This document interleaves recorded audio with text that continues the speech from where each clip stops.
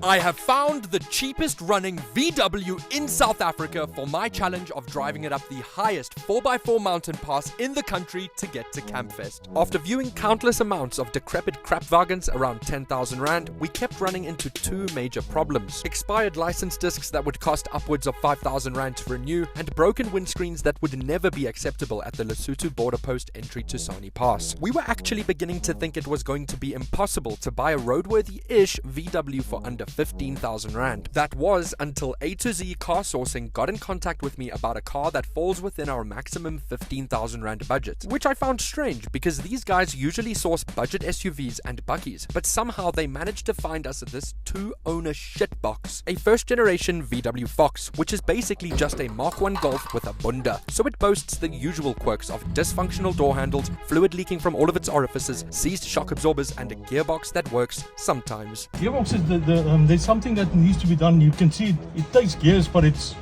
going quite far forward. This excited us, so we jump-started it and took it for a test drive, which went exactly as expected.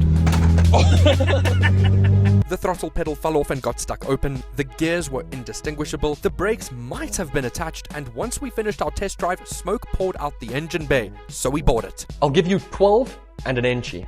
Give me 13 and an inchie.